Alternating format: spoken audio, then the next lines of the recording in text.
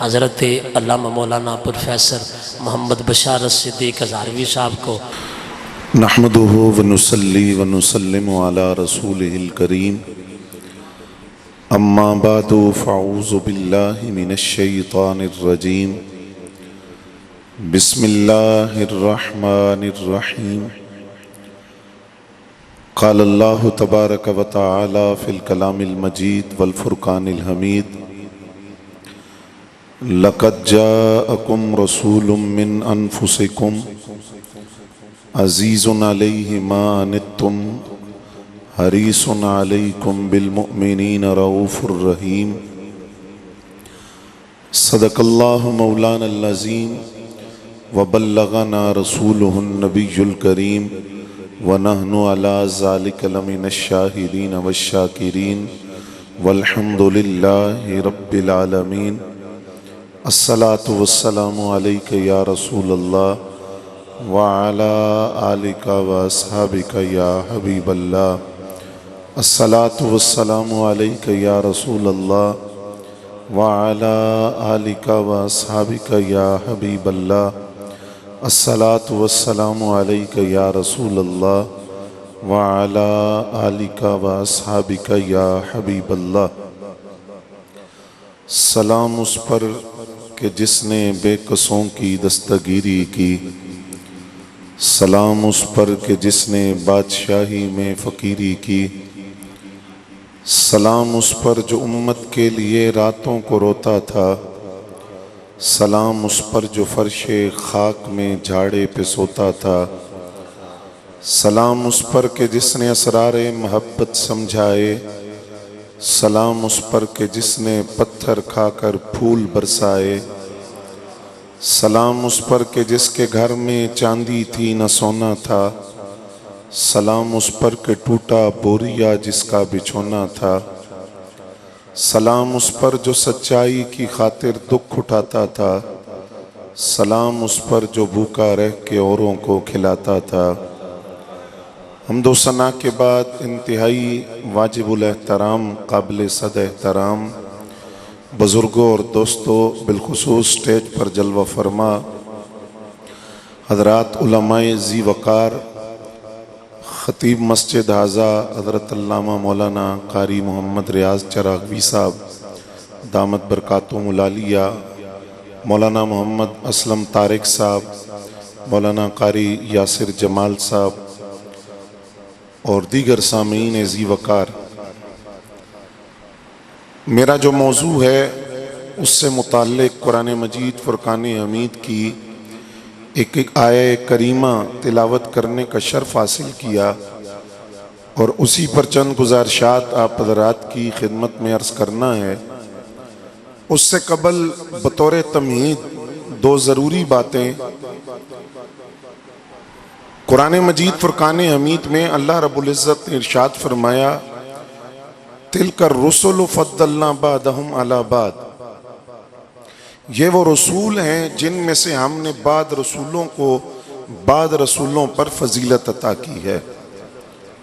इनमें से कुछ वो हैं जिनको अल्लाह ताला ने हम कलामी का शर्फ अता किया और एक रसूल वो हैं जिनके दर्जे सारे रसूलों पर बुलंद किए गए।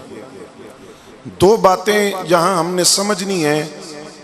पहली बात तो यह है कि कुरान ने नाम नहीं लिया कि वो कौन से रसूल हैं जिनके दर्जे सारे रसूलों पर बुलंद किए गए। नाम जिक्र नहीं है। नाम क्यों जिक्र नहीं किया गया? मुफस्सिरीन किराम ने लिखा कि जब भी फजीलत की बात होगी, सारे नबियों रसूलों पर फजीलत और शर्फ की बात होगी, तो ये बात इतनी मारूफ और मशहूर है कि नाम नबी जिक्र हो तो मुराद आमिना के लाल ही होंगे। और दूसरा, कुरान ने कहा कि एक रसूल वो है जिनके दर्जे हमने सारे रसूलों पर बुलंद किए। कितने दर्जे बुलंद किए? 1 लाख, 2 लाख, 5 लाख, 10 लाख, कितने दर्जों की बुलंदी अता की। कुरान ने उन दर्जों की फिगर जिक्र नहीं की, दर्जों की तादाद जिक्र नहीं की, दर्जों की हद और शर्त जिक्र नहीं की कि कितने दर्जे नबी अलैहिस्सलाम के बाकी रसूलों पर बुलंद किए गए। कुरान ने तादाद बयान नहीं की, असल में कुरान बता ये रहा है गिनती का वो लफ्ज और हिंदसा बना ही नहीं है जो नबी अलैहिस्सलाम के दर्जों की तादाद बयान कर सके। आका करीम सल्लल्लाहु अलैहि वसल्लम के जो फजाइल हैं, खसाइस हैं, कमालात हैं, शर्फ हैं, रिफतें हैं, शाने हैं, आला हजरत फरमाते हैं वो लामकसूर भी हैं, लामासूर भी हैं, उनमें कमी कोई नहीं। लामासूर हैं, उनको शुमार नहीं किया जा सकता। और फिर नबी अलैहिस्सलाम के खसाइस को फजीलत मुतलका हासिल है। फरमाया अगर तुम ये देखो ना कि अगर किसी नबी की जात में कोई कमाल पाया जाता है और वही कमाल आका करीम सल्लल्लाहु अलैहि वसल्लम की जात में है, तो ये ना कहना कि खासियत क्या हुई। फरमाया आका करीम सल्लल्लाहु अलैहि वसल्लम की जात में जब उस कमाल को देखोगे तो वो बाकी नबियों और रसूलों से बढ़ के नजर आएगा। आला हजरत एक मिसाल देते हैं, फरमाते हैं हजरत मूसा अलैहिस्सलाम ने पत्थर पर लाठी मारकर, असा मारकर पानी के 12 चश्मे जारी किए। ये कमाल है मूसा अलैहिस्सलाम का। पत्थर के अंदर पानी मौजूद होता है। कमाल यह है कि लाठी मारकर पत्थर से पानी के 12 चश्मे जारी किए। फरमाया यही कमाल ज़ाते मुस्तफ़ा में देखो तो पत्थर से नहीं अपनी 5 उंगलियों से पानी के चश्मे जारी किए। और तीसरी बात आला हजरत लिखते हैं कि जिसको जो मिला इन्हीं से मिला और जो इनको मिला वो किसी को नहीं मिला। उन फजाइल, कमालात, शर्फ, खसाइस में से कुरान एक फजल और शर्फ बयान करता है कि आप रऊफ भी हैं और रहीम भी हैं। और ये जो आयत मैंने पढ़ी, अगर आप हजरात इस पर गौर फरमाएं तो अल्लाह रब्बुल इज्जत ने एक आयत के अंदर अपने हबीब की 5 शानें बयान की हैं। मिन अनफुसिकुम, वो रसूल तुम्ही में से तशरीफ लाए। कुरैश से हैं, अरब से हैं, अरबी जुबान बोलते हैं। मिन अनफुसिकुम, तुम्ही में से आए। अजीजुन अलैहि मा अनित्तुम, उनका कोई गुलाम मुशक्कत में हो तो इन पे बोझ बन जाता है। ये गवारा नहीं करते कि मेरा कोई गुलाम मुसीबत में हो। हरीसुन अलैकुम, उन्हें इस बात का शौक है, तलब है, इश्तियाक है। किस बात का? कि वो मोमिनों पर मेहरबानी भी करें और मोमिनों पर शफकत भी फरमाएं। 5 सिफतें कुरान ने एक आयत के अंदर बयान की। और ये लफ्ज है मिन अनफुसिकुम, तो माना है कि वो रसूल तुम्ही में से आए। और मुफस्सिरीन कहते हैं कि मिन अनफुसिकुम को मिन अनफुसकुम भी पढ़ा जा सकता है।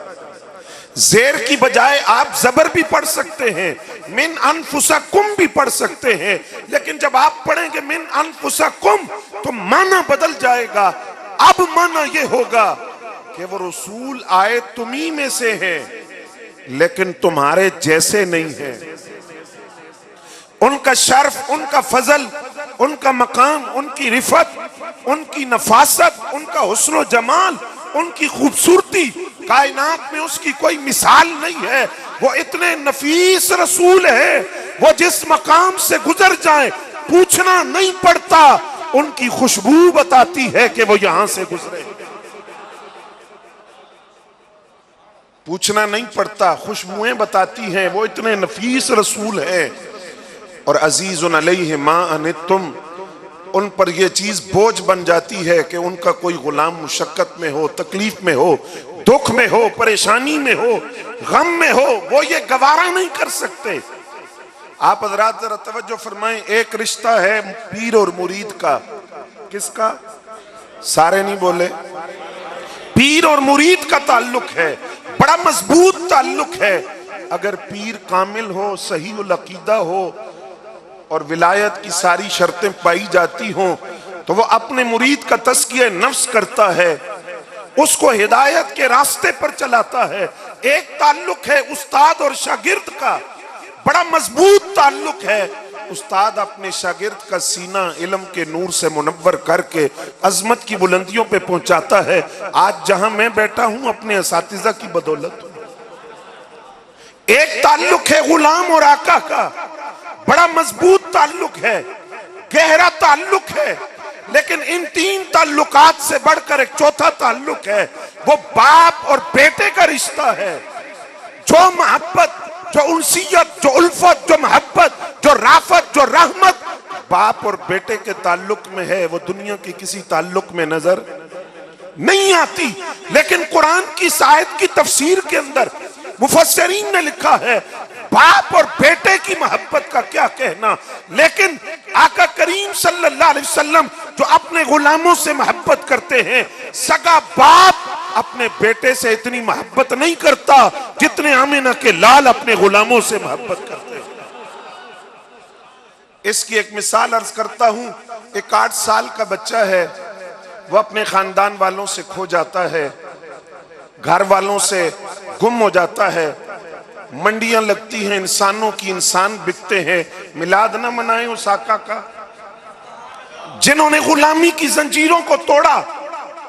वो 8 साल का बच्चा बिका, बिकते बिकते बिकते मक्कातुल मुकर्रमा पहुंच गया। जब मक्कातुल मुकर्रमा में पहुंचा तो खरीदने वाली वो हैं जो मलिकतुल अरब है, मोहसिना इस्लाम है, आका करीम की पहली जोजा बनने का शर्फ पाती हैं, कायनात के मोमिनों की पहली मां बनने का एजाज पाती हैं। वो उस गुलाम को खरीदती हैं।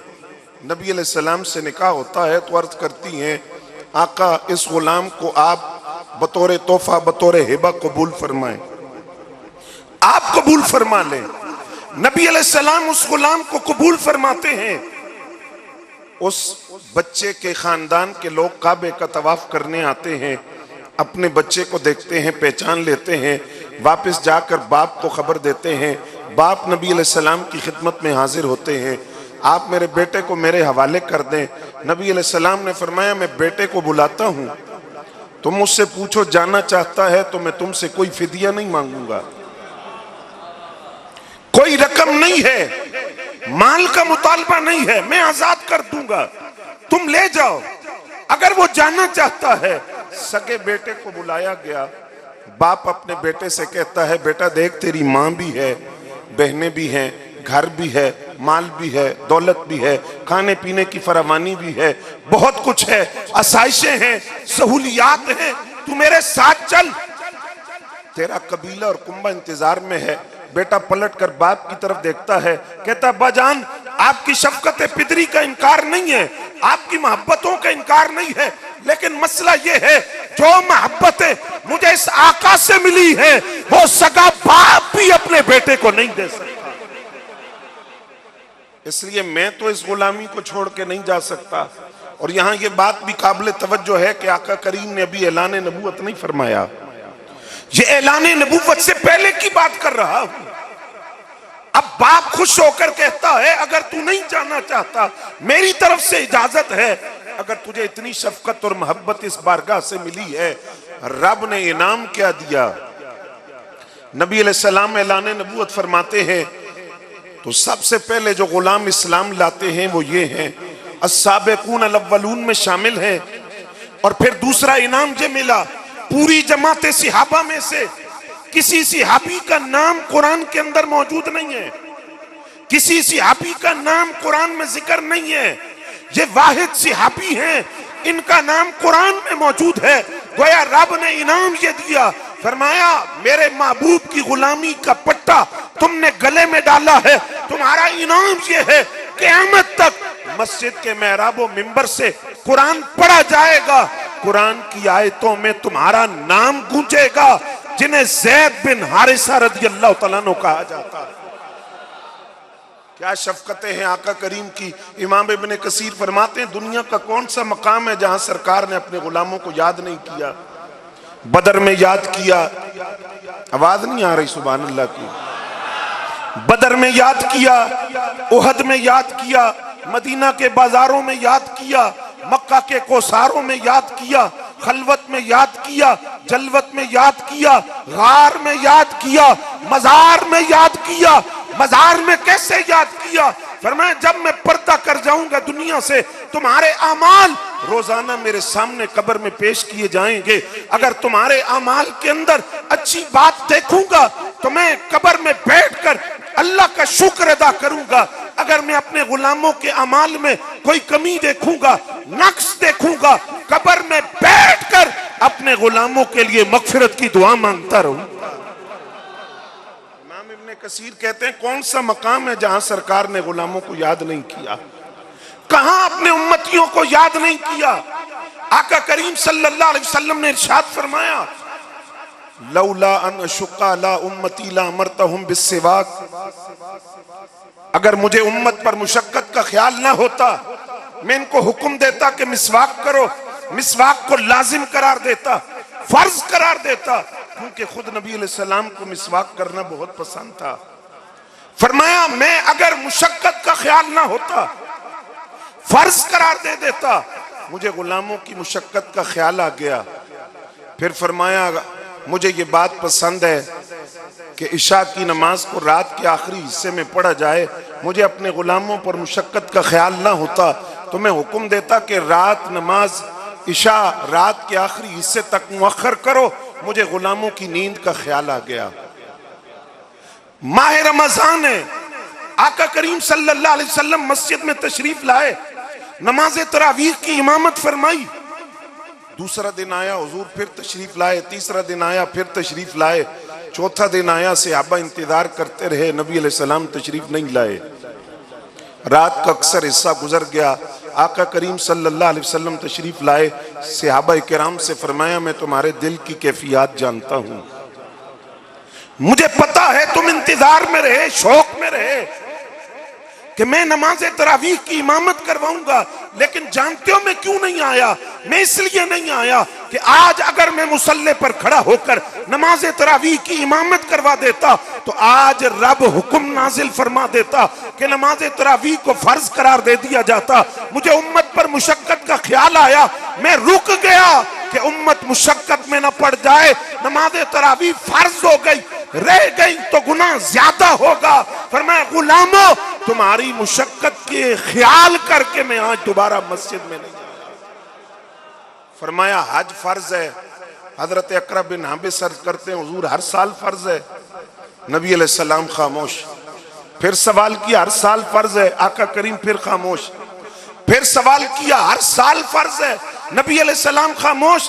चौथी मर्तबा पूछा, नबी अकरम सल्लल्लाहु अलैहि वसल्लम ने फरमाया, सुनो, हज पूरी जिंदगी के अंदर जो साहिब हैसियत हो, माली और जानी ताकत रखता हो, उस पर फर्ज है।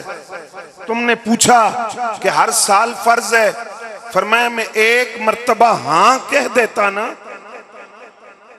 एक मर्तबा हां कह देता, रब्बे कायनात मेरी जुबान को देखता, क्योंकि हम शरीयत के पाबंद हैं, शरीयत जुबान मुस्तफा को देखती है।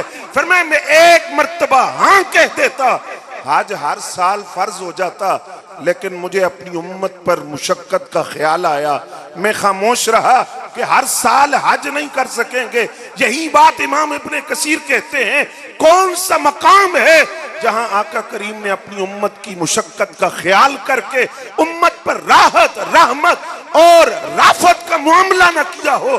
तो फरमाया कि मिलाद न मनाए ऐसे आका का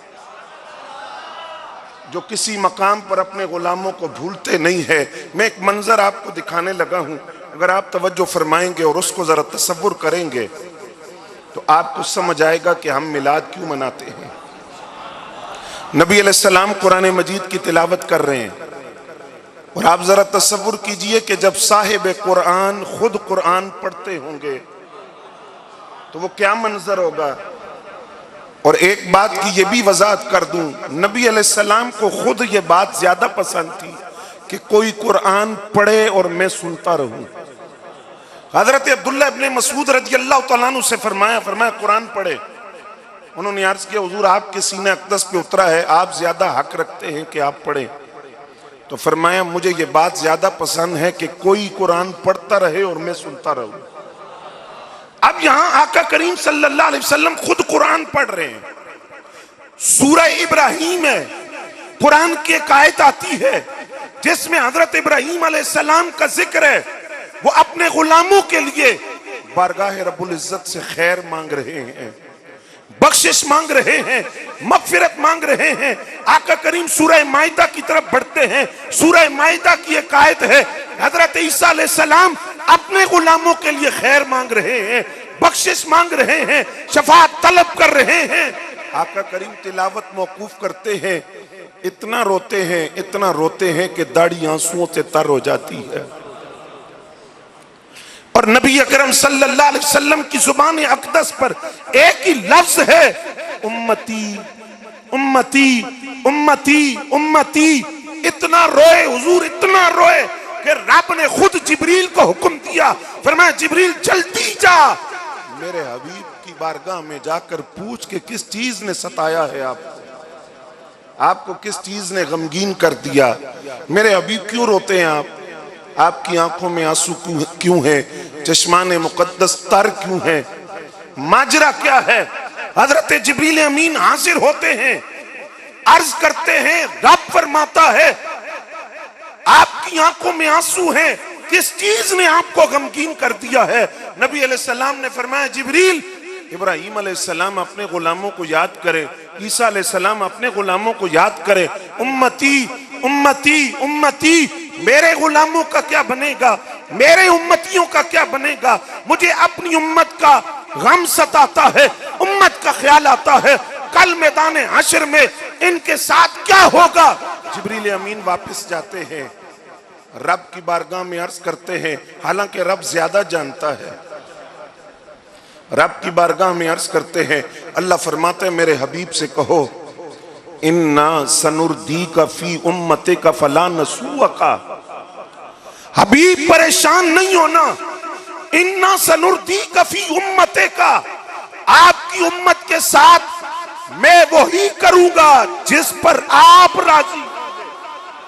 नाराए तकबीर, नाराए रिसालत, नाराए रिसालत, नाराए तहकीक, नाराए हैदरी, जश्न ईद मिलादुन नबी, अज़मत व शान मुस्तफा, अज़मत व शान मुस्तफा। इन्ना सनुर्दी का फी उम्मते का, आपकी उम्मत के साथ वही होगा जिस पर आप राजी होंगे, फला नसूआ का, आपका रब आपको फरामोश नहीं करेगा, आप परेशान ना हो। अगली गल सुनोगे, जिब्रील वापस जाने लगे तो सरकार ने फरमाया मेरी गल भी तो सुन के जा, मैं भी कुछ कहना चाहता हूं अल्लाह ताला की बारगाह में। या रसूल अल्लाह सल्लल्लाहु अलैहि वसल्लम, क्या अर्ज करूं आपकी तरफ से अल्लाह की बारगाह में। फरमाया रब की बारगाह में अर्ज करना, या अल्लाह तेरा वादा है ना कि इन्ना सनुर्दी का, हबीब मैं आपको राजी करूंगा, आपको राजी करूंगा। या अल्लाह सारी मखलूक तो तेरी रजा चाहती है और तू मेरी रजा चाहता है, तो या अल्लाह फिर मेरी रजा ये है, मैंने उस वक्त तक राजी नहीं होना जब तक मेरा कोई गुलाम जन्नत में ना चला जाए, मैंने उस वक्त तक राजी नहीं होना जब तक मेरा एक गुलाम जन्नत में सन्नत बख्शिश की पाकर दाखिल ना हो जाए, उस वक्त राजी हूंगा जब मेरा हर गुलाम जन्नत के बागों में दाखिल हो जाए। और दूसरी रिवायत यह है, आका करीम सल्लल्लाहु अलैहि वसल्लम फरमाते हैं अल्लाह ने मुझे 3 दुआएं दी। कितनी? मिलाद ना मनाए उस आका का, कितनी दुआएं? सारे बोले ना, 3 दुआएं। और साथ रब ने फरमाया हबीब जो मंगना जे मंगो, इन 3 दुआओं में जो आपने मांगना है वो मांगे, मिलेगा, जो मांगना चाहते हैं मांगे। एक दूसरी रिवायत के अंदर है कि हर नबी को एक दुआ दी जो कतई तौर पर कबूल है, हर नबी ने वो दुआ मांग ली। सरकार फरमाते हैं मैं बचा के रखी है, कब के लिए? फरमाया मैदान हशर के लिए, गुलामों की बख्शिश मांगूंगा, शफात करूंगा। ये दूसरी रिवायत, हज़रत उबई इब्न काब इसके रावी हैं, मुस्लिम की रिवायत है। 3 दुआएं, कितनी? 3। और साथ रब ने फरमाया मंगो जो मंगना जे। आका करीम फरमाते हैं 2 मैंने मांग ली हैं। कितनी? बोलो कितनी? 2 मांग ली हैं। सहाबा किराम को तजस्सुस हुआ, अर्ज किया हुजूर ये फरमाएं उन 2 दुआओं में आपने क्या मांगा है? तवज्जो है, 2 दुआओं में क्या मांगा? फरमाया दोनों दुआओं में दोनों मर्तबा एक ही चीज मांगी है, क्या? अल्लाहुम्मा मगफिर ले उम्मती, या अल्लाह मेरी उम्मत की बख्शिश फरमा दे, या अल्लाह मेरी उम्मत की बख्शिश फरमा दे। दोनों मर्तबा एक ही चीज मांगी है। तीसरी दुआ मैंने बचा के रखी हुई है। आका वो कब मांगेंगे? फरमाया तब जब मां बेटे को नहीं पहचानेगी, बाप अकलौते से दूर भागेगा, बहन भाई आपस में नाशना हो जाएंगे, जिगरी यार एक दूसरे से दूर भागेंगे, तो मैं ये तीसरी दुआ मांगूंगा। आका इस तीसरी दुआ में क्या मांगेंगे? फरमाया अपने गुलामों की सिफारिश मांगूंगा, जो गुनाहों में लुथड़े हुए आएंगे उनकी बख्शिश तलब करूंगा। तो पता है बरेली के ताजदार ने क्या कहा? आला हजरत फतावा रज़विया की 29वीं जिल्द के अंदर इस हदीस को नकल करके इस पर हाशिया लिखते हैं, फरमाते हैं ए गुनाहगाराने उम्मत वेखी जे आका दी रहमत। मिलाद ना मनाए आका का। फरमाते हैं ए गुनाहगाराने उम्मत देखी है आका की रहमत। कैसी रहमत, कैसी राफत है। रब ने 3 दुआएं दी है और इख्तियार दिया कि हबीब जो मांगना है मांगे। 2 दुनिया में मांग ली, एक मैदान हशर के लिए बचा कर रखी। अपने लिए कोई मनसब, अपने लिए कोई एजाज नहीं मांगा, अपने लिए कोई और फजीलत तलब नहीं की, बल्कि अपने गुलामों की खैर मांगी। आला हजरत का आखिरी जुमला इस हाशिये के अंदर यह है, फरमाया ए गुनाहगाराने उम्मत, सकी मां अपने जिगर के टुकड़े से इतनी मोहब्बत नहीं करती जितनी आमिना के लाल अपने गुलामों से करते। नाराए तकबीर, नाराए रिसालत, सैयदी मुर्शदी, सैयदी मुर्शदी, सैयदी मुर्शदी, जश्न ईद मिलादुन नबी। सगी मां अपने जिगर के टुकड़े से इतनी मोहब्बत नहीं करती जितनी आका करीम अपने गुलामों से करते हैं। ते हदीस मुक्की ते नहीं, इसके आगे एक जुमला और भी है, सुनोगे? मिलाद ना मनाए उस आका का। फरमाया आका करीम फरमाते हैं ये जो तीसरी दुआ है ना, इब्राहीम खलीलुल्लाह अलैहिस्सलाम मेरे नियाजमंद होंगे, वो मुझसे आके कहेंगे इधर जड़ी तीसरी दुआ तुसी बचाई है, जरा मेरे गुलामां दी बख्शिश भी मंगो ना दे जरिए। ये जो तीसरी दुआ बचा कर रखी है आपने, जरा मेरे गुलामों की शफात भी इस दुआ में मांगे। आज जो ये कहे कि मेरी नमाजें काफी हैं, मेरे रोजे काफी हैं, ज़कात क्यों देता रहा मैंने हज किए, मैंने उम्रे किए, अमाले सालेहा। अगर हमने शफात और तवस्सुल से जाना है तो इबादतें क्यों की? पहले तू ये दस तेरी इबादत कबूल भी हुई है या नहीं? इबादत की कबूलियत के लिए तो पहली शर्त ताज़ीम रसूल है। इबादत की कबूलियत के लिए बुनियादी शर्त अदब रसूल है। तुझे क्या गारंटी है कि तेरी नमाजें कबूल हो गई, रोजे कबूल हो गए, ज़कात कबूल हो गई, हज कबूल हो गया? और जो कहे कि मुझे तवस्सुल और शफात की जरूरत नहीं है, तो बरेली के ताजदार जवाब देते हैं, आप फरमाते हैं वो जहन्नम में गया। कहां गया? सारे बोले वो जहन्नम में गया जो उनसे मुस्तगनी हुआ, जिसने ये कहा मुझे शफात की जरूरत ही नहीं है, मैनू की लोड़ है सरकार दी शफात दी, मैं अमल थोड़े कीते ने। वो जहन्नम में गया जो उनसे मुस्तगनी हुआ है, खलीलुल्लाह को हाजत रसूलुल्लाह की। वहां तो हजरत इब्राहीम अलैहिस्सलाम भी आका करीम से कहेंगे इधर मेरे गुलामा दी बख्शिश भी मंगो ना। अब इस पर 3 सवाल है आपसे। पहला सवाल, वो सिफारिश कैसे होगी? सारे इकट्ठे होकर आदम अलैहिस्सलाम के पास आप हमारी शफात करें, क्या जवाब देंगे? इज़हबू इला गैरी, किसी और के पास जाओ, मतलब यह है कि मेरा मनसब नहीं है ये। फिर सारे इकट्ठे होकर हजरत नूह अलैहिस्सलाम, हजरत इब्राहीम अलैहिस्सलाम, हज़रत मूसा अलैहिस्सलाम, हज़रत ईसा अलैहिस्सलाम और हज़रत ईसा अलैहिस्सलाम फरमाएंगे इज़हबू इला मुहम्मद सल्लल्लाहु अलैहि वसल्लम, सारे इकट्ठे होकर बारगाह मुस्तफ़ा में चले जाओ सल्लल्लाहु अलैहि वसल्लम, वहां तुम्हारी शफात होगी। ये हदीस सब ने सुनी हुई है, बोलें जरा बुलंद आवाज से, सब ने सुनी हुई है, उलमा बयान करते हैं ना, सुनी हुई है ना, पता है ना शफात किसने करनी है, शफात किसने करनी है, शफात किसने करनी है। तो सवाल मेरा यह है कि शफात जब आका करीम ने करनी है तो आदम अलैहिस्सलाम के पास जाने की जरूरत क्या है? जानते हैं ना शफात किसने करनी? जब मैं और आप ये बात जानते हैं कि शफात आमिना के लाल सल्लल्लाहु अलैहि वसल्लम ने करनी है, तो फिर हजरत नूह अलैहिस्सलाम के पास जाने की क्या जरूरत? हजरत मूसा अलैहिस्सलाम, इब्राहीम अलैहिस्सलाम, ईसा अलैहिस्सलाम, क्या जरूरत है इनके पास जाने की? हर नबी के पास जाकर शफात का सवाल करने की क्या जरूरत है? जब शफात आका करीम ने करनी है तो डायरेक्ट हुजूर के पास क्यों नहीं जाएंगे हम? हर नबी के पास जाने की जरूरत क्या है? मुहद्दिसीन कहते हैं क़यामत के दिन खुदा खुद अपने बंदों को ये बात भुला देगा कि शफात किसने करनी है। न मुझे याद रहेगा, ना आपको, ना उलमा, ना मुहद्दिसीन, ना मुफस्सिरीन, याद ही नहीं शफात किसने करनी है।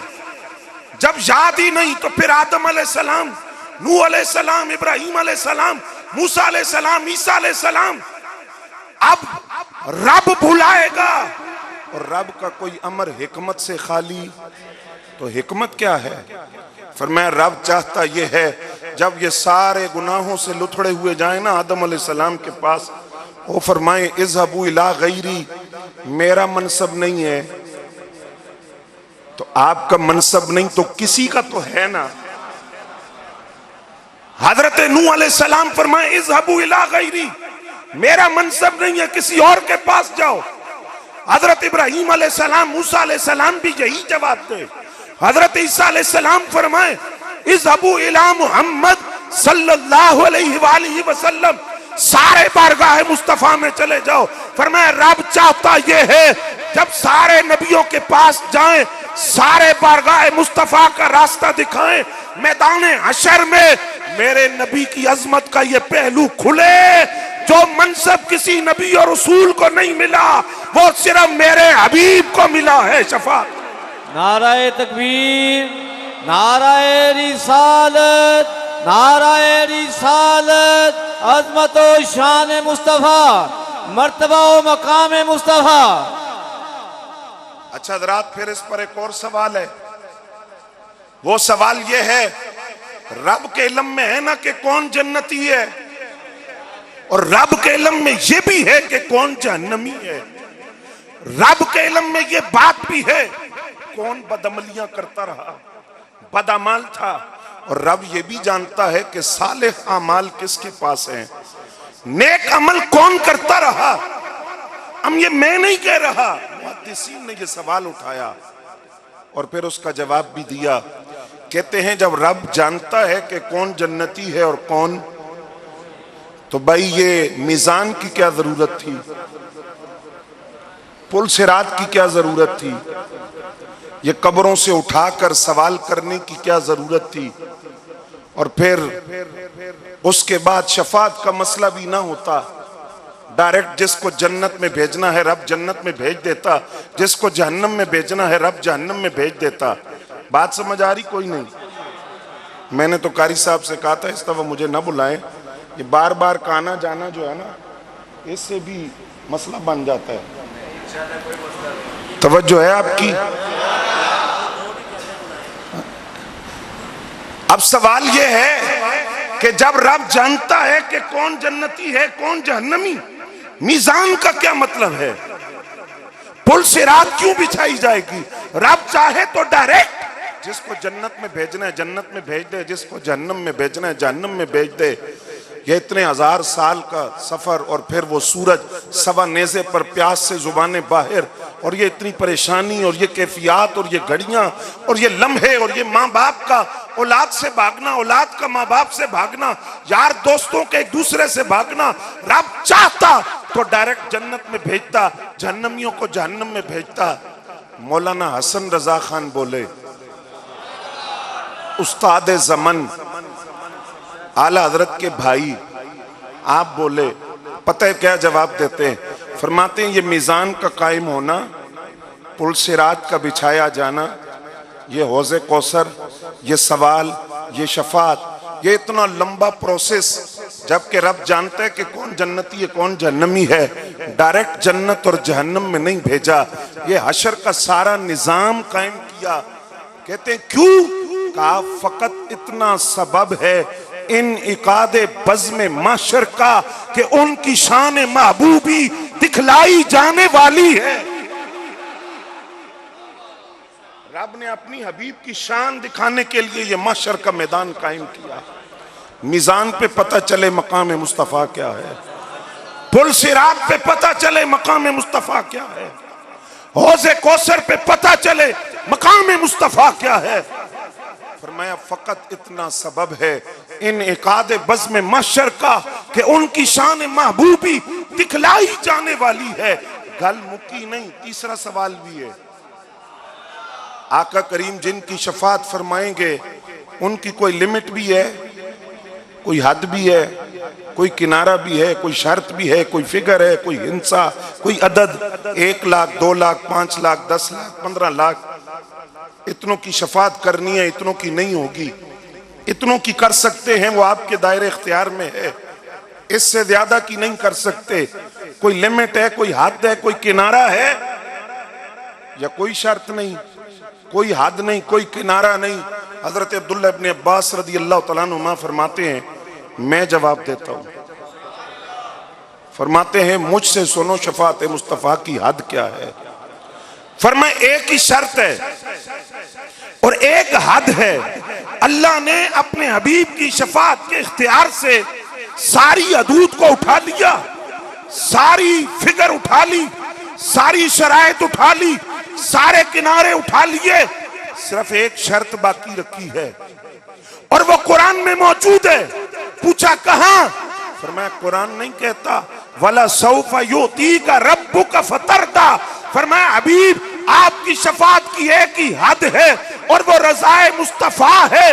हबीब जब तक आप राजी नहीं हो जाएंगे आप बख्शवाते जाएंगे, मैं बख्श कर जन्नत के बागों में दाखिल करता जाऊंगा। एक ही हद है, एक ही शर्त है आका करीम सल्लल्लाहु अलैहि वसल्लम की शफात की। अब इमाम इब्ने कसीर रहमतुल्लाह अलैह लिखते हैं, आप फरमाते हैं नबी अलैहिस्सलाम की शफकत का अपनी उम्मत पर, गुलामों पर शफकत का ये अंदाज भी देखिए कि अरबों में रवाज था, जब वो किसी गुलाम को आजाद करते थे ना, उसे कहते थे तू आजाद है भाई, तू आजाद है। वो पलट कर अपने आका की तरफ नहीं देखता था, वो जहां बैठता था वो उन दिनों को अच्छे लफ्जों में याद नहीं करता था जो उसने गुलामी में गुजारे थे। लेकिन फिर मेरे नबी के गुलाम हजरत सोबान रदी अल्लाह तआला अन्हु को सरकार ने फरमाया जा तू आजाद है। घर चले गए ते पहली रात ते नींदर सारी रात नहीं आई। दूसरा दिन गुजर गया, तीसरा गुजरा, नींद ना आई। सरकार की बारगाह में आए, बाल बिखरे हुए, चेहरे का रंग पीला पड़ा हुआ, लागर थे, कमजोर हो चुके थे। सरकार ने पूछा सोबान ये क्या हालत बनाई हुई है, बाल बिखरे हुए हैं, चेहरे का रंग बदला हुआ है, क्यों परेशान हो? अर्ज किया हुजूर आपने आजाद तो कर दिया लेकिन चैन नहीं आया। आका यहां तो हम आपके दीदार की तड़प सताती है तो आपका दीदार करते हैं। मौला अली ने फरमाया ना, आका करीम का दीदार इस तरह है जिस तरह प्यासे को ठंडा पानी मिल जाए। हुजूर हम तो घर जाते हैं, एक लम्हा आपके दीदार के बगैर नहीं गुजार सकते। आका आपने आजाद तो कर दिया लेकिन मैं तो 3 दिन से ये सोच रहा हूं यहां तो चले जियारत हो जाती है, कल क़यामत के दिन क्या करूंगा। आप तो नबियों के दर्जे में और मैं गुलामों के दर्जे में, वहां अगर आप नजर ना आए तो हमने जन्नत की हूरों का क्या करना, जन्नत के बागों का क्या करना, जन्नत के महल्लात का क्या करना, जन्नत के मेवों का क्या करना। अगर आप हमें वहां नजर ना आए तो हम जन्नत में जाकर जन्नत का करेंगे क्या। नबी अलैहिस्सलाम खामोश हो गए, जवाब खुदा ने दिया। फरमाया हबीब ये जो गुलाम आए हैं ना परेशान हाल कि कल क़यामत के दिन आपका दीदार ना हुआ तो क्या करेंगे। फरमाया जरा इनको फरमा दीजिए जो अल्लाह और उसके रसूल की इताअत करता है कल वो नबियों के साथ होगा, कल वो सिद्दीकीन के साथ होगा, शुहदा के साथ होगा, सालेहीन के साथ होगा। सवाल ये था आका मोहब्बत आपसे है, जन्नत में आपकी संगत न मिली तो हमने जन्नत का क्या करना है। इस सवाल का मुख्तसर जवाब जो आका करीम ने अपनी जुबान से दिया वो ये था, फरमाया सुन कायदा है क़यामत तक के लिए, अल मरउ मअ मन अहब्बा, जो जिससे मोहब्बत करता है वो दुनिया में भी उसी के साथ होगा, मैदान हशर में भी उसी के साथ होगा, जन्नत में भी उसी के साथ। और इमाम इब्ने कसीर दूसरी बात लिखते हैं, फरमाते हैं आज कोई बड़े मनसब पे पहुंच जाए वो पलट के नीचे नहीं देखता। वो कहता है तू कौन, मैं कौन, मैं तुझे जानता ही नहीं। इल्ला माशाअल्लाह हमारे एमपी एमएनए या दीगर मनासिब पर जो लोग पहुंच जाते हैं वो आंखें माथे पे रख लेते हैं, नहीं पहचानते। बड़ा मनसब हो तो वो कहते हैं तू कौन मैं कौन, बरसों की शनासाई भी हो तो उसका लिहाज भी नहीं होता। इमाम इब्ने कसीर फरमाते हैं कि मैं मनसबे नबूवत की बात कर रहा हूं, किसी ओहदा दुनिया के ओहदे की बात नहीं, मनसबे नबूवत की बात और नबूवत की इमामत की बात कर रहा हूं कि वहां जो गुलाम आया और जब आया तो सरकार ने इनकार नहीं किया। नबी अलैहिस्सलाम ने कभी उसको धुतकारा नहीं है, इनकार नहीं किया। पहली मिसाल इमाम इब्ने कसीर देते हैं, हजरत जाबिर बिन अब्दुल्लाह रज़ी अल्लाह तआला अन्हु आए। परेशानी क्या है, आका मुझ पर कर्ज है, मेरे वालिद की शहादत हो गई है ग़ज़वे उहद के अंदर, उन पर कर्ज था, कर्ज अदा नहीं किया, 7 बहनें भी हैं, उनकी रुखसती भी करनी है, निकाह का मसला है, खर्चा चाहिए, खजूरों का एक बाग है, खजूरें इतनी लगी नहीं कि मैं कर्ज अदा कर सकूं। अब जिनका कर्ज देना है वो तंग भी कर रहे हैं, तो फरमाया परेशान नहीं होना, अजीजुन अलैहि मा अनितुम की शान वाला मैं बन के आया। फरमाया कौन है, अर्ज के हुजूर एक यहूदी है, उसका कर्ज देना है, वो तंग कर रहा है, कर्ज मांग रहा है, मेरे पास अभी है नहीं। फरमाया मैं साथ चलता हूं। ये नहीं फरमाया हजरत सिद्दीक अकबर रज़ी अल्लाह तआला अन्हु को भेजता हूं वो जाकर बात करें, मैं खुद चलता हूं, खुद सरकार साथ चले। हजरत जाबिर बिन अब्दुल्लाह रज़ी अल्लाह तआला अन्हु के साथ वहां पहुंचे आका करीम और उस यहूदी से कहा देख पहली सूरत ये है कि मुआफ कर दे। उसने कहा जी ये नहीं हो सकता। फरमाया कर्ज में कुछ नरमी कर दे, ये भी नहीं हो सकता। फरमाया ये जितनी खजूरें लगी हैं ये ले ले, बाकी मुआफ कर देगा, ये भी नहीं हो सकता। होया जे यहूदी, ये भी नहीं हो सकता। हजरत जाबिर परेशान हो गए, सरकार ने थपकी दी। फरमाया जाबिर परेशान नहीं होना, अजीजुन अलैहि मा अनितुम की शान वाला मैं हूं। तुम इस तरह करो, ये जितनी खजूरें लगी हैं ना दरख्तों पर, इन सब को उतारो, उतार कर ढेरी लगाओ और दोबारा आकर मुझे बताओ, मैं फिर आऊंगा। खजूरों की ढेरी लग गई। हजरत जाबिर बिन अब्दुल्लाह रज़ी अल्लाह तआला अन्हु नबी अकरम सल्लल्लाहु अलैहि वसल्लम की खिदमत में हाजिर हुए। हुजूर खजूरें उतार दी हैं दरख्तों से, उनकी ढेरी लग गई है, आप तशरीफ लाएं। नबी अकरम सल्लल्लाहु अलैहि वसल्लम तशरीफ लाए तो दुआ नहीं मंगी, गिरिया उजारी भी नहीं की, बस एक चक्कर सरकार ने लगाया और लगाकर वापस चले गए। फरमाया जाबिर हुण वंडी जा, ये नहीं देखना कि कमी ना हो जाए, कोई रह ना जाए। फरमाया बांटते जाओ, तकसीम करो, जिसका जो देना है दो, परेशान ना होना। हजरत जाबिर बिन अब्दुल्ला फरमाते हैं वो यहूदी नहीं, और भी जितने थे सबको दे दिया। सारे कर्जे अदा करके मैं बारगाह मुस्तफा में हाजिर हुआ। आका करीम सल्लल्लाहु अलैहि वसल्लम ने फरमाया, या रसूल अल्लाह, या जिंदाबाद जिंदाबाद जिंदाबाद। आका कर्ज सबका अदा हो गया, जिसका जो देना था मैंने दे दिया। तवज्जो करोगे? सरकार फरमाया पीछे कितना बच गया है, कितना बच गया? खजूरों की ढेरी जो लगी थी कितनी रह गई? हालांकि सरकार जानते थे। फरमाया कितनी रह गई? अर्ज की आका सारी बच गई हैं। वो तो उसी तरह पड़ी हुई हैं, वो जिस तरह आप छोड़ कर आए थे हुजूर, वो तो उसी तरह पड़ी हैं। अगली बात फरमाया जाओ उमर को जाकर ये बात बताओ। इसकी दो वजह, एक तो बहसियत तालिब इल्म में जो समझो उलमा तशरीफ फरमाए मेरी इस्लाह फरमाएंगे। एक तो पैगाम ये था उन लोगों को जो बुखारी पढ़ाते हैं, मुस्लिम शरीफ पढ़ाते हैं, तिरमिज़ी पढ़ाते हैं, सुनन अबी दाऊद पढ़ाते हैं, सुनन निसाई पढ़ाते हैं, सुनन इब्ने माजा पढ़ाते हैं। अपने मदरसों में अज़मत रसूल की बात आए तो हाथ रख के आगे चल पड़ते हैं।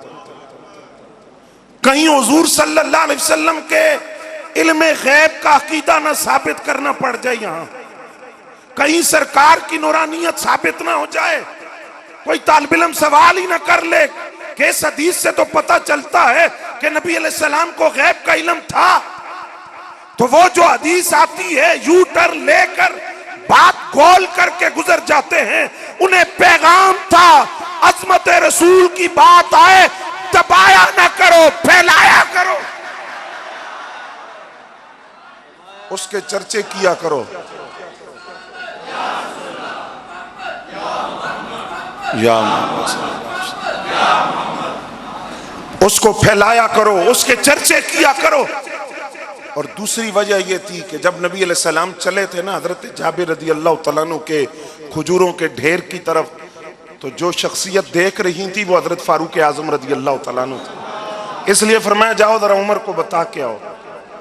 अब हजरत जाबिर रज़ी अल्लाह तआला अन्हु फरमाते मैं हजरत फारूक आजम रज़ी अल्लाह तआला अन्हु को बताने के लिए आया, और मैंने आकर जब बात शुरू की ना तो हजरत फारूक आजम रज़ी अल्लाह तआला अन्हु ने फरमाया मुझे पता है, मुझे इस बात का पता है, और मुझे उसी वक्त पता चल गया था जब सरकार उठकर चले थे ना, मैं उसी वक्त समझ गया था जाबिर तेरे सारे कर्जे भी अदा हो जाएंगे और तेरे खजूरों का ढेर भी उसी तरह पड़ा रहे।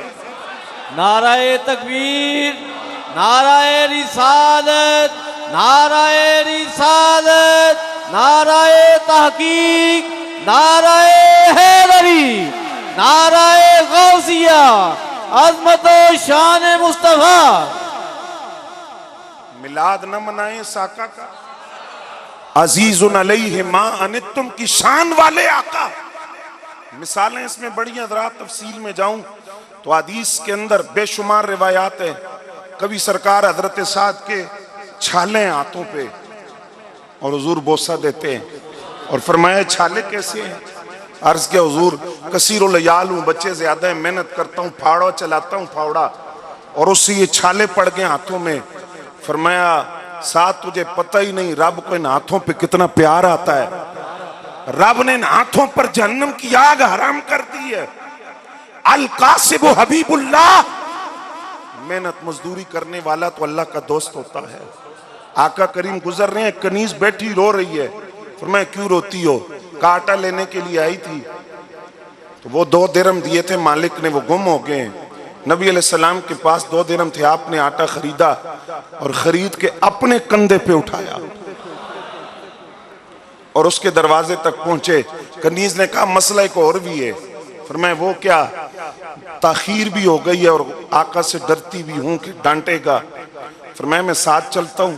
अजीजुन अलैहि मा अनित्तुम की शान वाला मैं बन के आया हूं। दरवाजे पर दस्तक दी, आका करीम ने सलाम कहा दरवाजे पर जाकर, 3 मरतबा सलाम कहा, तीसरी मरतबा उसने दरवाजा खोला तो नबी अकरम सल्लल्लाहु अलैहि वसल्लम ने इरशाद फरमाया, तूने दरवाजा पहली दूसरी मरतबा क्यों नहीं खोला? अर्ज के हुजूर, आपकी जुबान से सलामती की दुआएं। तो मैंने कहा समेट लूं जितनी समेट सकता हूं। फिर तीसरी दफा मुझे पता था कि आपकी आदत करीमा है, आप वापस चले जाते हैं, इसलिए मैंने दरवाजा खोला। फरमाया तेरी कनीज है, ये नहीं फरमाया भाई 2 दिरहम मैं देते नहीं, और ये भी नहीं कि आटा मैं अपने कंधे पे उठा के लाया, नहीं, बस इतनी बात कही। फरमाया ताखीर हो गई है, मैं इसकी सिफारिश करने आया हूं, इसको कहना कुछ ना। उसने अर्ज किया हुजूर आप आए हैं ना, डांटना तो पीछे रहा, आपके कदमों का सदका मैं अभी आजाद करता हूं। अज़ीज़ुन अलैहि मा अनित्तुम, वो अपने गुलामों को मुशक्कत में, मुसीबत के अंदर, दुख के अंदर, तकलीफ के अंदर नहीं देख सकते। और ये हदीस शरीफ मैं इसको ना मुअख्खर करता रहा, है बड़ी मजे वाली हदीस। मैं तो इसको जब पढ़ता हूं या सुनता हूं या बयान करता हूं, यकीन जाने वज्द करने को दिल करता है। मिलाद न मनाए उस आका का। हजरत अनस बिन मालिक रदी अल्लाह तआला अन्हु नबी अलैहि सलाम की खिदमत में हाजिर है, सवाल एक कीता, हुजूर दसो तुसी साड़ी शफात करोगे? और आपसे गुजारिश है कि सारे आलम में तसव्वुर में ये सवाल अपने आका करीम की बारगाह में कीजिए, हुजूर आप हमारी शफात फरमाएंगे? तो नबी अलैहिस्सलाम ने फरमाया अनस क्यों नहीं, मैं तुम्हारी शफात करूंगा। ते गल मुक्की। अगला सवाल वो पहले से भी ज्यादा पुरलुत्फ, हुजूर आप हमारी शफात करेंगे ते असी तुहानू लभांगे किथे? रश बड़ा होना है ना, 70 उम्मतें, माँ बाप औलाद को औलाद माँ बाप, दोस्त यार एक दूसरे को, बहन भाई एक दूसरे को, कोई किसी का शनासा। कुरान खुद कहता है लखिल्लाहु यौम इज़िन बादुहुम लिबादिन अदू, उस दिन तो जिगरी यार भी एक दूसरे के दुश्मन बन जाएंगे। दोस्ती सिर्फ दाता साहब की काम आनी है, दोस्ती बाबा फरीद की काम आएगी, दोस्ती ख्वाजा गरीब नवाज की काम आएगी, दोस्ती ताजदार गोलड़ा की काम आएगी, दोस्ती ताजदार सरहंद शरीफ की काम आएगी, दोस्ती ताजदार बरेली की काम आएगी। एक दूसरे से नाशना हो जाएंगे तो हुजूर मैं आपको तलाश कहां करूंगा, रश बड़ा होगा। सरकार ने ये नहीं फरमाया ढूंढ लेना, मिल गया तो शफात कर दूंगा, नहीं, फरमाया अनस 3 जगह हैं, याद रखेंगे आप कितनी? 3 जगह हैं, 3। फरमाया सबसे पहले आना पुल सिरात पर, मैं वहां मौजूद हूंगा। या रसूल अल्लाह सल्लल्लाहु अलैहि वसल्लम अगर आप वहां ना हुए, फरमाया फिर मीज़ान पे हूंगा। अर्ज के हुजूर अगर मीज़ान पे ना हुए तो फरमाया हौज़े कौसर पे हूंगा। आका अगर हुए तो ये हदीस का आखिरी जुमला। और अजीजुन अलैहि मा अनित्तुम के जलवे इस जुमले से देखिए, सरकार ने फरमाया अनस इन्हीं 3 जगहों पर मिलूंगा, चौथी कोई जगह नहीं जहां मैं जाऊंगा। परेशान नहीं होना, यही 3 जगह हैं, चौथी कोई जगह नहीं जहां तुम्हें तलाश करना पड़े। हूं जरा तवज्जो करना, सवाल तुहाडे कोलो। पहला मकाम है पुल सिरात, बाल से ज्यादा, तलवार की धार से ज्यादा। एक मसला नहीं है, 2 मसले, और साथ तीसरा यह है कि नीचे जहन्नम की आग भी बिछी हुई है, ऊपर से गुजरना है। बंदा सोचता है कितनी एहतियात से चलूं, कितना मोहतात होकर चलूं, बैलेंस ना बिगड़ जाए, तवाज़ुन ना खराब हो जाए, नीचे कहीं जहन्नम की आग में ना गिर जाऊं। बंदा परेशान होता है, कितनी एहतियात से चलूंगा, तलवार की धार से ज्यादा तेज, बाल से ज्यादा बारीक। आला हजरत कहते हैं टेंशन नहीं लेनी, परेशान नहीं होना। क्यों? आला हजरत फरमाते हैं तुमने आका करीम का यह फरमान नहीं सुना कि मैं खुद पुल सिरात पे मौजूद हूंगा। जब नबी अलैहिस्सलाम खुद मौजूद है, तो फरमाया ए गुनाहगाराने उम्मत, तुमने ये नहीं सोचना कि हम कितनी एहतियात से चलेंगे। फरमाया जब तुमने पुल सिरात पे आना है ना, तो पता है क्या करना है, दोनों हाथ उठा लेना और झूमते हुए गुजरना, वाजिद की कैफियत में गुजरना और ये सदा लगाना, या रसूल अल्लाह के तराने पढ़ने वाले हमें आला हजरत कहते हैं, रजा पुल से अब वजद करते गुजरिए कि हे रब्बे सल्लिम सदाए मोहम्मद।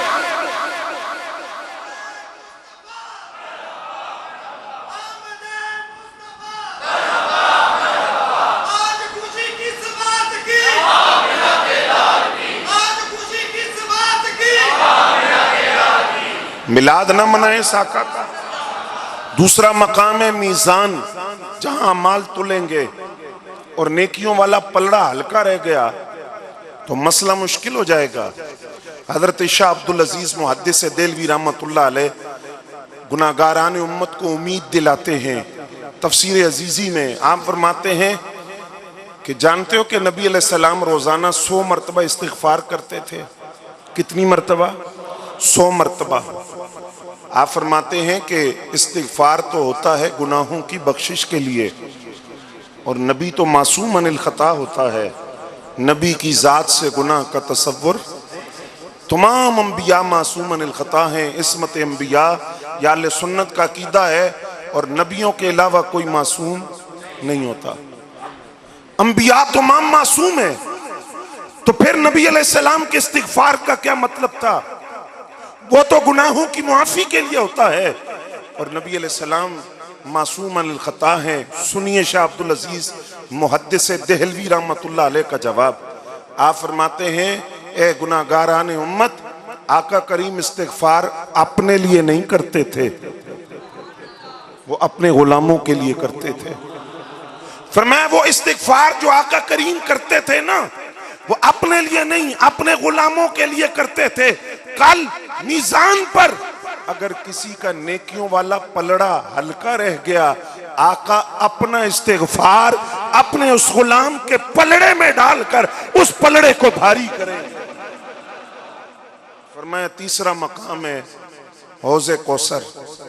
है प्रोग्राम पीण दा, सारे बोले, दूध से ज्यादा सफेद, शहद से ज्यादा मीठा, बर्फ से ज्यादा ठंडा, कस्तूरी से ज्यादा खुशबूदार। सारे ये यकीन रखें कि हम कौसर का जाम, अब सवाल ये हुआ सरकार जाम तो कौसर का पिएंगे, लेकिन हुजूर रश बड़ा होना है, किसी नू मिलेगा किसी नू नहीं मिलेगा। फरमाया दुनियादार की दावत थोड़ी है किसी को मिले और किसी को न मिले। फरमाया ये किसी सियासतदान की इफ्तार पार्टी भी नहीं है कि किसी को मिले किसी को न मिले। कौसर का जाम मिलेगा, हर बंदे मोमिन को मिलेगा। और फरमाया पता है कितने बर्तन होंगे, प्याले होंगे? आसमान पर इतने सितारे नहीं है जितने कौसर का जाम पिलाने के लिए बर्तन होंगे। और ये आखिरी बात अर्ज करके बात खत्म कर रहा हूं। फरमाया हर एक पिएगा जिसके दिल में मोहब्बत रसूल होगी, अदब रसूल, ताज़ीम रसूल होगी, वो पिएगा। फरमाया हर एक पिएगा, मैंने अकेला थोड़े ही पिलाना है, मेरे साथ मेरे चारों यार भी होंगे। नाराए तकबीर, नाराए रिसालत, सरकार की आमद, मंठार की आमद, दिलदार की आमद, गमखार की आमद, गमखार की आमद, गमखार की आमद, जश्न ईद मिलादुन नबी। मेरे साथ मेरे चारों यार भी होंगे। हौज़े कौसर के एक कोने पर हजरत सिद्दीक़ अकबर रज़ी अल्लाह तआला अन्हु होंगे, दूसरे कोने पर हजरत फारूक आज़म रज़ी अल्लाह तआला, तीसरे कोने पर हजरत उस्मान ज़ुन्नुरैन रज़ी अल्लाह तआला, चौथे पर मौला अलीजुल मुर्तज़ा होंगे। मैं अपनी आदत से मजबूर हूं, मैं अकीदे दी गल करनी होंदी है, तवज्जो है आपकी। अब आएंगे राफजी बदअकीदा, किसके पास? मौला अली के पास। वो फरमाएंगे जान पहले सिद्दीक अकबर से पूछ के आ। वो कहेंगे तो पिलाऊंगा। खारजी आएंगे हजरत सिद्दीक अकबर के पास, वो फरमाएंगे जा पहले मौला अली से पूछ के आ। वो कहेंगे तो पिलाऊंगा। खारजी, नासबी, राफजी एक दूसरे का मुंह देखते रह जाएंगे। आले सुन्नत व जमात जिनका सीना चार यारों की मोहब्बत से महक रहा है, वो आका के हाथ से भी पिएंगे, चारों यारों के हाथ से भी। नाराए तहकीक, नाराए तहकीक, नाराए तहकीक, मज़हब हक अहले सुन्नत व जमात। तवज्जो है हज़रात। इसलिए वो अजीज़ुन अलैहि मा अनित्तुम की शान वाले मिलाद ना मनाए उस आका का। लेकिन आखिरी बात आप हज़रात से ये, मैंने जो गुफ्तगू की, हो सकता है कोई इसका ये मतलब ले कि अब हम नमाज ना पढ़ें, रोज़ा ना रखें, ज़कात ना दें, हज ना करें, बस हमारी शफात हो जाएगी, आका करीम सल्लल्लाहु अलैहि वसल्लम शफात फरमा देंगे। ये शफात का गलत तस्वुर है जो हमारी रिवायती महफिलों से दिया जा रहा है। नकीबाने महफिल जन्नत की टिकटें बांट रहे हैं, तू भी जन्नती, तू भी जन्नती, तू भी जन्नती। महफिल करवाने से सिर्फ जन्नती, नमाज, रोजा, ज़कात, हज, दीगर अमाले सालेहा, हुकूकुल इबाद, हुकूकुल्लाह। शफात का मतलब क्या है हज़रात? पहली बात, अमल करेंगे तो इस मकाम तक पहुंचेंगे, अमल करेंगे तो यहां तक पहुंचेंगे। शफात का मतलब यह है कि नमाज पढ़ी, रोजा रखा, ज़कात दी, हज किया, हुकूकुल इबाद का ख्याल रखा, फिर कोई कमी रह गई अमल के अंदर, कोशिश की लेकिन इंसान है ना, बशर है, फिर कोई कमी रह गई तो फिर खुदा जाने और मुस्तफ़ा जाने। हमा अलैना इल्लल्लाह।